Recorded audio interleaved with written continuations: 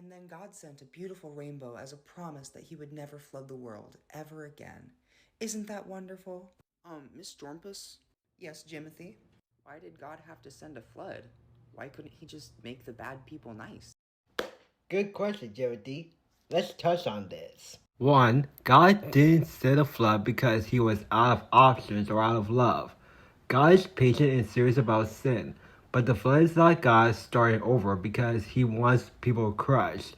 In Genesis 6, the earth had become violently corrupt, so corrupt that God judged that present order needed to be brought to an end. At the same time, notice what God was doing.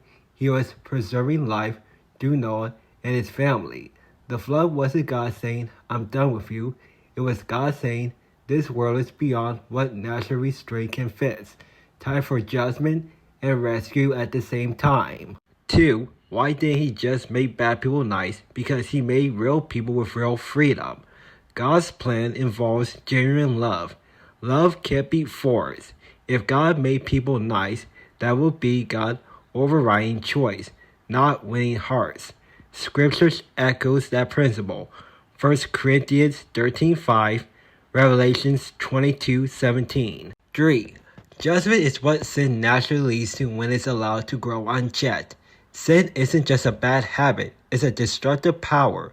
When it spreads, it creates moral chaos, harm, and violence. The flood is God addressing that problem at the level of the whole world system. Romans 6:23, Galatians 6:7. And 4. The flood also foreshadows the bigger answer. God deals with sin at the root. In the New Covenant, we see that God's final rescue plan is centered on Jesus. The flood becomes part of the Bible's long story. God judges, God saves, and God keeps moving toward redemption. 2 Peter 2:5, 1 Peter 3:20-21. If he wanted them to have free will, then why did he punish them like that? 1. Free will doesn't mean freedom from consequences. People truly choose, but choices have outcomes, especially in a world where sin is running wild.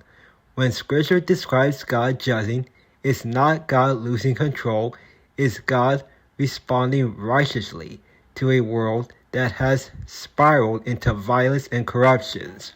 Romans 1:18, Romans 6:23, and 2 Peter 3:9. 2. The flood wasn't God stopping free will. It was God ending a corrupt era. The flood narrative, Genesis 6:8, shows a world becoming so violent that God added to bring an end to that destructive condition. That's not God forcing people to be robots. That's God interrupting a runaway course. And notice the difference. God did not force evil into people. Scripture portrays the world as choosing it. God then responds. Romans 1:24, 2 Peter 2:5. 3. God's agenda is still mercy and rescue, even when judgment happens. Even when God judges, his purpose isn't vindictive cruelty. It's ultimately tied to his long-term desire to save and restore. 1 Timothy 2, verse 3-4, John 12:47, and 2 Peter 3:9. And 4. The biggest new covenant answer. Jesus took the judgment. Ultimately, God's dealing with evil climaxes at the cross. Jesus absorbs what sin deserves, so believers aren't left under punishment. Hebrews 10, verse 10-14, and Colossians 2, verse 13-14. Then it was more important for them to have their free will than to have their lives? No, Jimothy, Scripture doesn't frame it that way. God's goal has never been free will matters more than life. Free will matters, but God also isn't indifferent to life, and he's not choosing death over choice. 1. God's heart is salvation, not destruction. God's stated desire is that people be saved. 1 Timothy 2, verse 3-4, and 2 Peter 3:9. 2.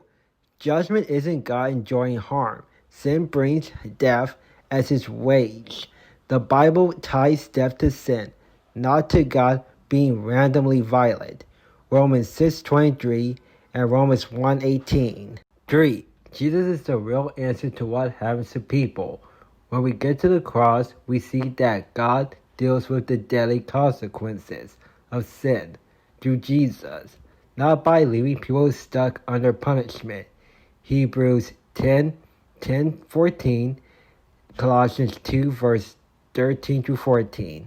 Then why did he even make Adam and Eve in the first place if he knew he was going to flood everyone? He could have just started with Noah. 1. God made Adam and Eve for life, not for disaster. Genesis presents them as God's good creation, meant to enjoy Him. Genesis chapter 1, verse 27 to 28, Ezekiel 36, verse 26 to 27, and Romans 5:8. 2. The flood wasn't plan A. It was a response within human history. God created the world, then immediately decided to wipe it out. The Bible shows a long world slide that reaches a breaking point. Genesis 6:5, Romans 6:23, and 2 Peter 2:5. 3. God was building the stage for redemption. Adam introduced sin and death's reality. Jesus brings forgiveness and new life. Romans 5:12, 1 Corinthians 15:22, and Hebrews 10 verse 10 through 14. And 4. God uses real choices even though His plan is secure. God is sovereign and His plan wasn't derailed by Adam and Eve's choice. A sovereign God can allow freedom without being surprised or panicked. Romans 8:28, 2 Peter 3:9, and John 6:37.